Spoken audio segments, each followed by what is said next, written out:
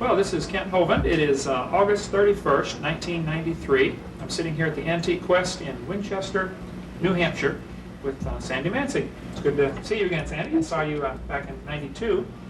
And Sandy is the one that saw Champ. Her picture appears on the cover of the book by Joseph Zarzinski. This took place. Why don't you tell us when it was and where you were and just a little bit about it? I was in Vermont, on the Vermont side, and my husband, we weren't married at the time, my fiance and my children, we were exploring the lake. I grew up in that area. And we were just exploring the lake, sitting there, enjoying the peace and quiet. And my husband had gone back to the car to get the camera, and while he was gone, there was a disturbance in the lake, and I looked out, and I thought perhaps it was a school of fish, maybe a scuba diver or something, and then the head and the neck broke the surface of the water, and the head picked up, and the neck, and the back, and I knew it wasn't a fish. Right. Well, great. And some people said I heard somebody told you that they thought maybe it was a duck. It's about a 2,000-pound duck. A 2,000-pound duck. When we were at the church, when you came to hear me speak up in wherever that was, New Hampshire, Dublin, New Hampshire, I had all my dinosaurs on the table, and you immediately picked out this one as Champ, but you said it was a little different, what you saw. Yes, what I saw is the neck was not near as long, and the head is shaped right, like a horse head, but the neck is not near as long. Okay, now there are 3 or 4 different types of swimming dinosaurs that bones have been found of. There's the chronosaur, which has a huge neck, the plesiosaur, which you're holding, and then there's the elasmosaur. Had a shorter neck, and the head is at a right angle to the body instead of in line with the body. There may be others, of course, undiscovered yet, but get that where they can see it on the camera. I think this more. Shorter neck. With a shorter neck. Or it could be that the neck wasn't all out of the water, too. Okay. All right, so this was back in 1977. How many other people do you know, or have you talked to that claim they have seen it also? I have spoken with probably about 6 different people who have seen it. Mm-hmm. And all of our accounts are very, very similar. So we all can't be crazy, and we all can't Right. be telling something that maybe we didn't see. But they're all very, very similar. The shape of the head, the neck, just the massive size of it. Okay, now you watched it for about how long, would you say? Probably from the time the disturbance until it went back down, maybe 8 minutes, 10 minutes. 8 to 10 minutes, okay. And you told me the last time we talked, about a year ago, that when it first came up, it was looking different directions, it was looking Yes. around? When it came up, it was facing this way, okay, to me, and when it came up out of the water. And then it looked around, and when I did take the one snapshot, it was getting fidgety. It was getting a little more movement to it, and it had turned its head to look over its back, and that's when I got the snapshot. And then it turned, and then it went down, and it started going down like this, and then it put its head down under the water. After it was completely under the water, I heard a boat coming. I heard a boat. Mm-hmm. Didn't even see the boat, but I heard it coming. It knew that boat was coming long before my sense of hearing picked it up. A lot of people that I've interviewed have told me that, like the ones in Africa, the dinosaurs in Africa, the natives claim they have very sensitive hearing, and they'll hear you coming and duck under the water. Mm-hmm. I've got missionary friends over there that say there are dinosaurs in that swamp. Absolutely. Yeah. I'm sure of it. God created one. He created many. Sure. And this is something that has to be of creation.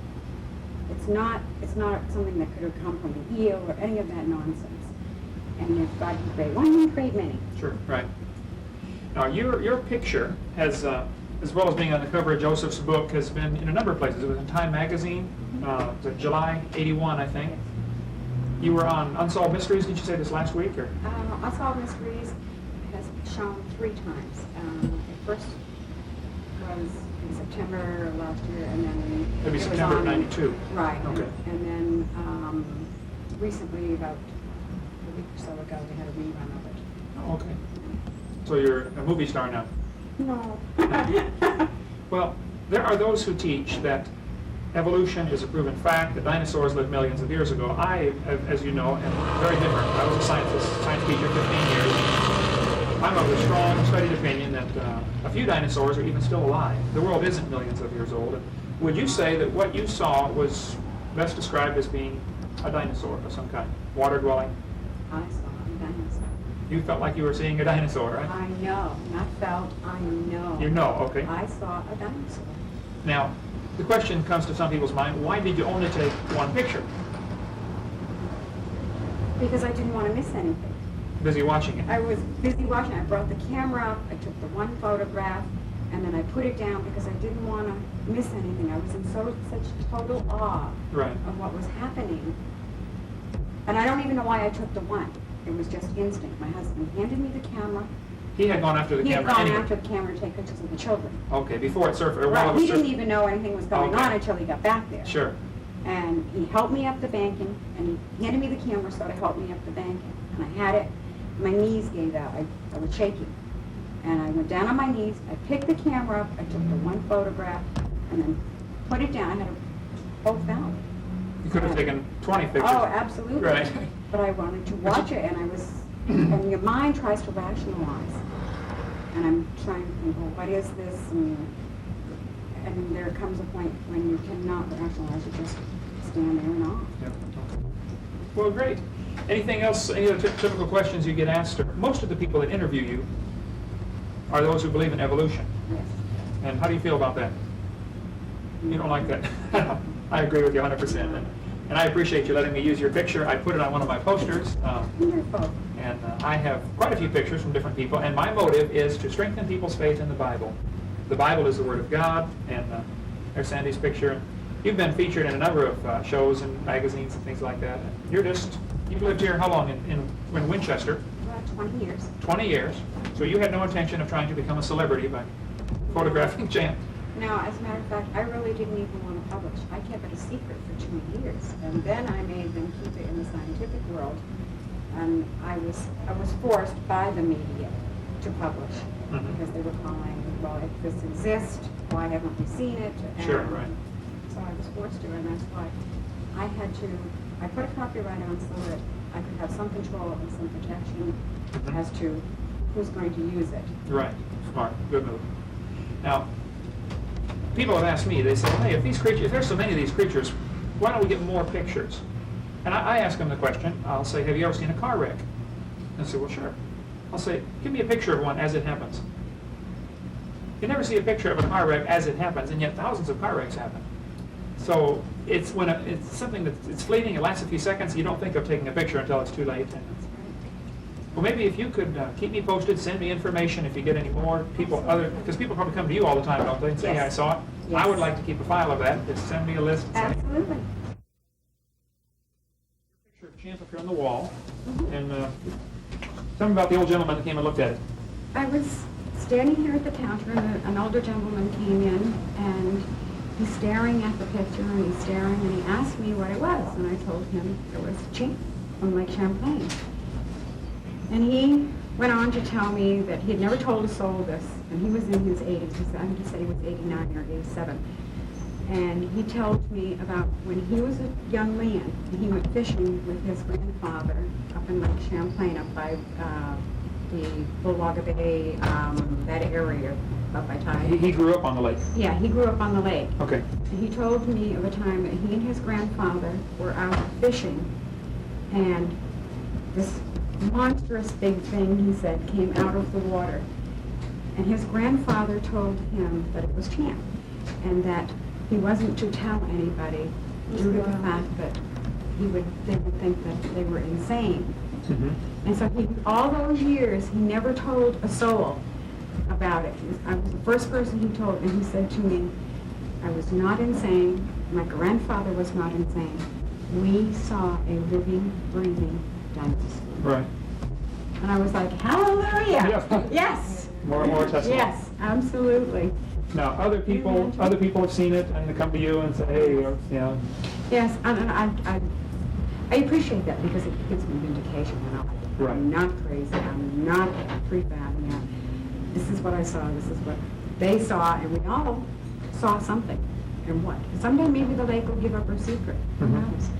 But let's not kill it. Don't kill it, no. Great. Well, thank you so much. You got customers here, we better let you go.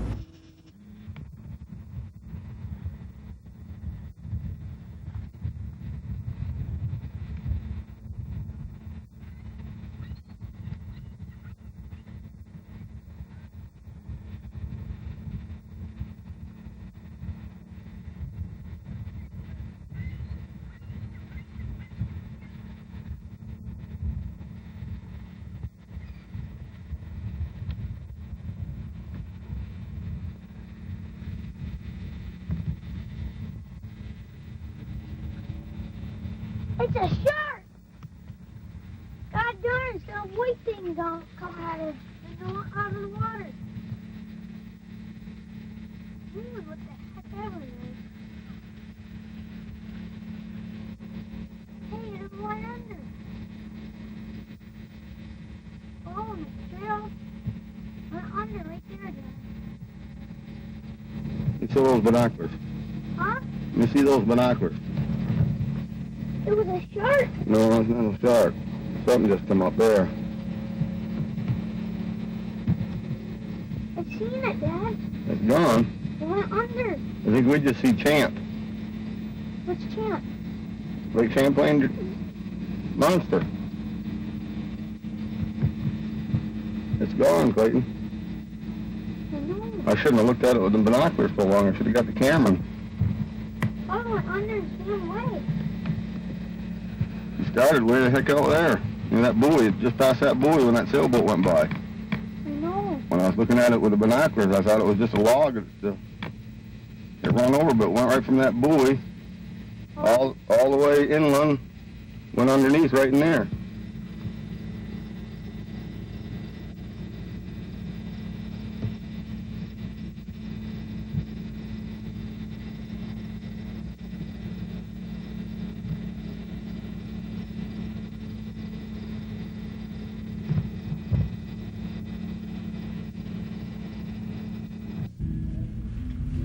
This is a giant squid of the species Architeuthis dux.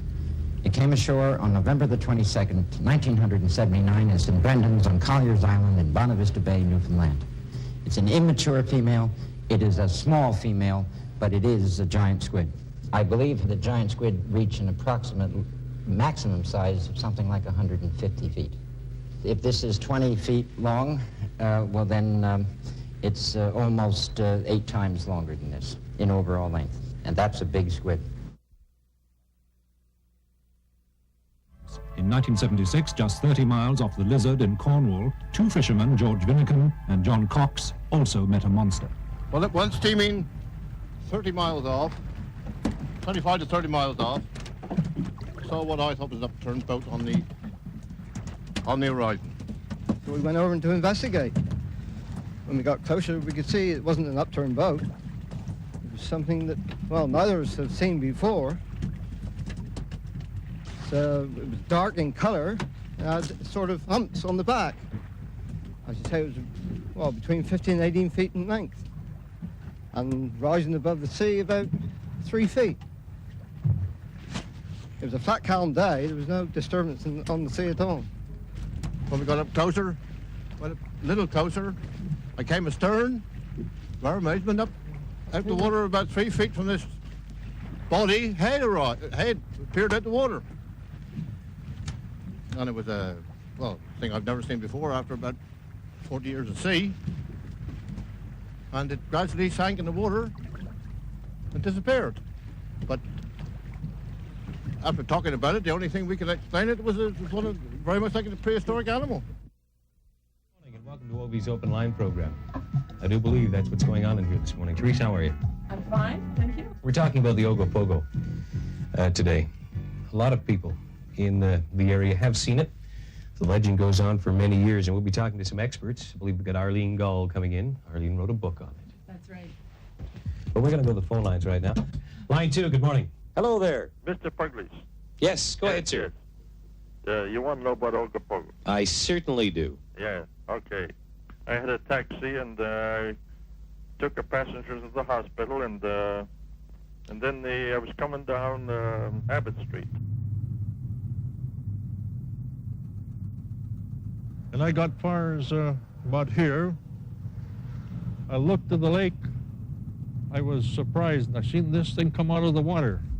Well, it's like a horse's head with the kind of horns on it. Well, he was huge, you know, standing up there. Oh my, just like a, you know, like a big serpent. Then another fellow come behind me, and he says, "What are you looking at?" He says, "I see no Ogopogo over there." And he says, Where? Over there. He says, I had the door open in the car, and stepped out just a little bit, and we slipped back in the water, see? And he said, "Gee, look at the big waves there." And all we can see is big waves going down there to Fred's place where he had the boat rental. And they disappeared, see? And then I got all excited. I got in the car and I pulled to the willow end, and I told the people, I says, they were having breakfast, "I just seen Ogopogo." And they says, "What the heck you been drinking, eh?" Line 4, go ahead, please. Hello, John. How are you? I'm not too bad. Good. Are you going to give me your name? No, I'm not. Okay. Tell me about I saw Ogopogo off of Clarson's about 4 years ago. Okay, you don't want to give your name on the air. No, I don't. You've told some people, obviously. Yes. Are you afraid that they might think you're a little bit of a... Well, I had some strange phone calls. And I get them every day. That's what they pay me for. Well, I don't get paid for them, so I don't really want any more, thank you. We were up on the beach having a picnic, and my daughter was on the swings when I saw this creature underneath the wharf there. And when I turned around and saw it and realized that it was the legendary Ogopogo, I just freaked out. I grabbed the baby and ran down to the beach, and I guess I yelled over and over, "That's him." She was screaming like anything. She just couldn't believe it. Her face was red. And, was fishing or whatever it was doing, and it was there for quite some time. Then it straightened out and went along those poles, and as it traveled along, just the three humps were showing, and they were from one of those end of those poles to the other in the space the three humps were.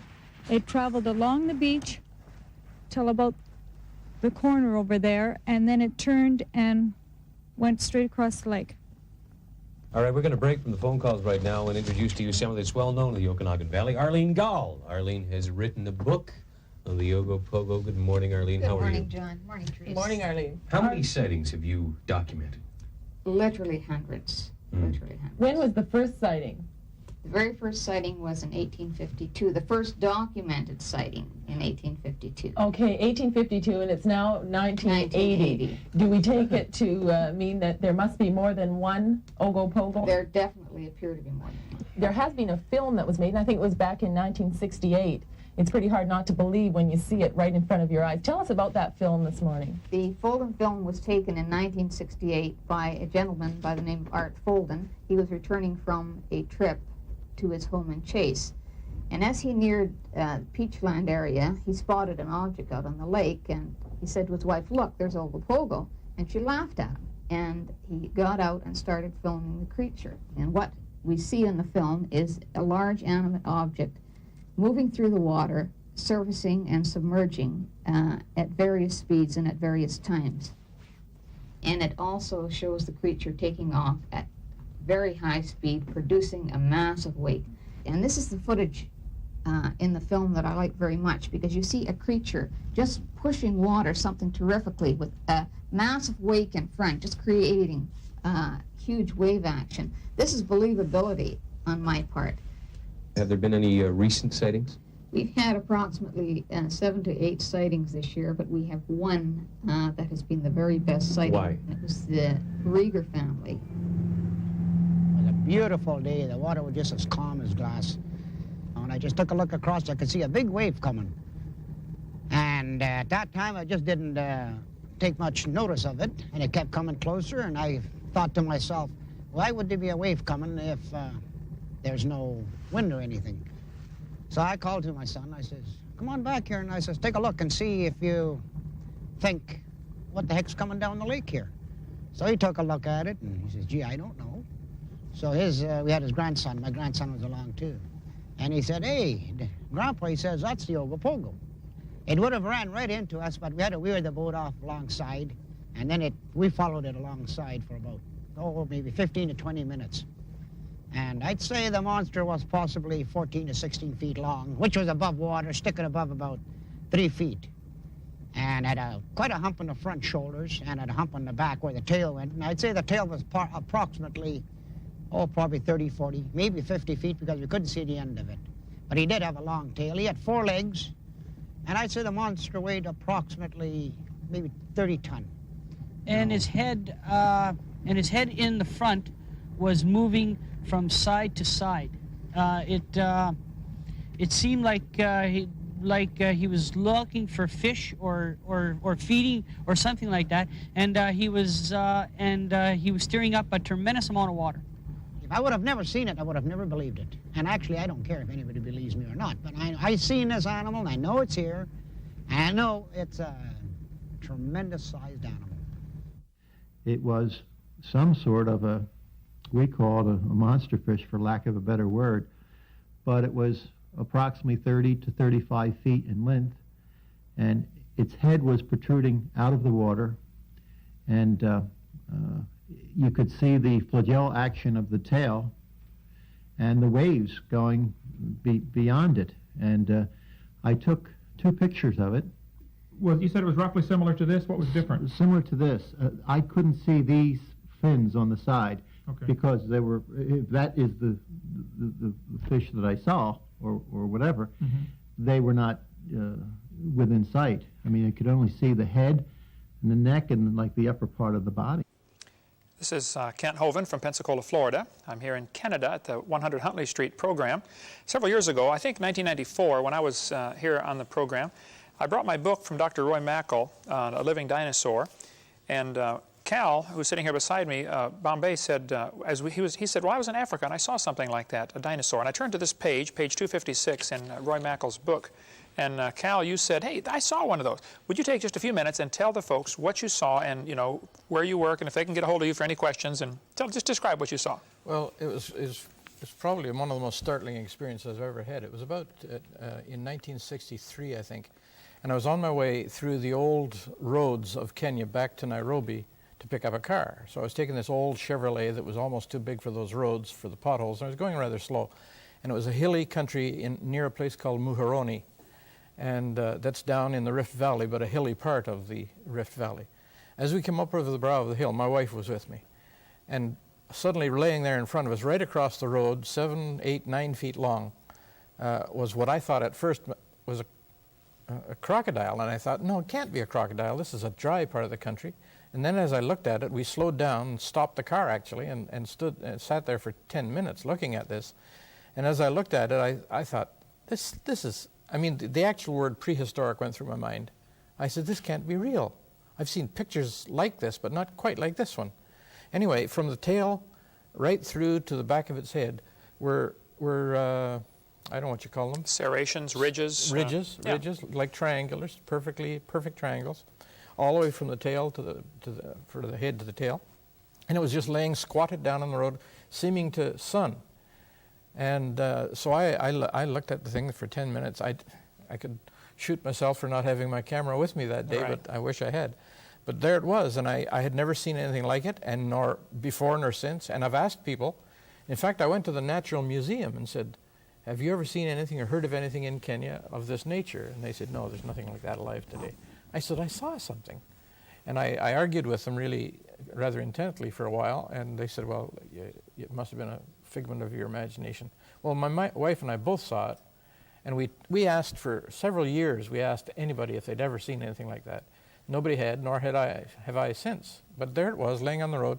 After about 10 minutes, it stood up, not quite as high as this drawing, but it just kind of wandered off into a very dry part of the country, bushy a little bit, not much greenery. It was a dry time of the year, and it just took off.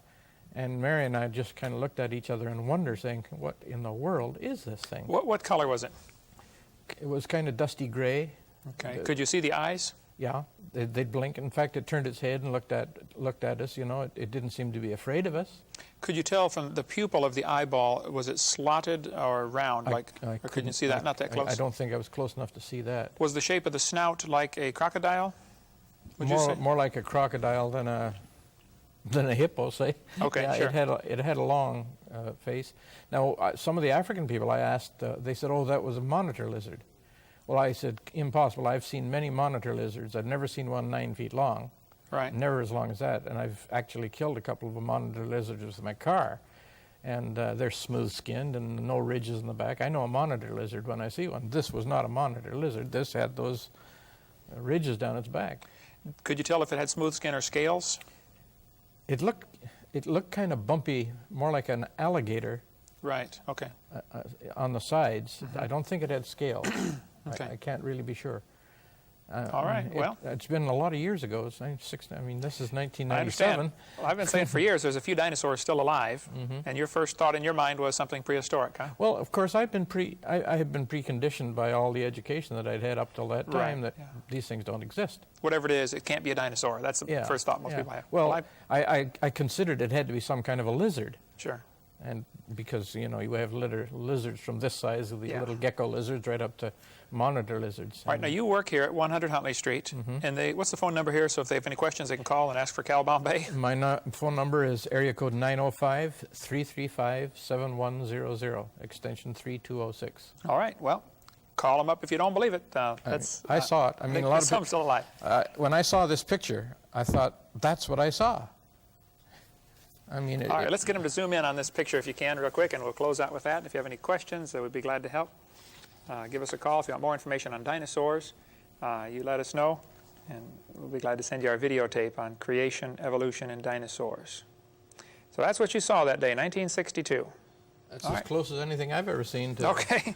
Well, thank you so much, brother. I appreciate the time, and God bless you. You're Amen. welcome. Thank you.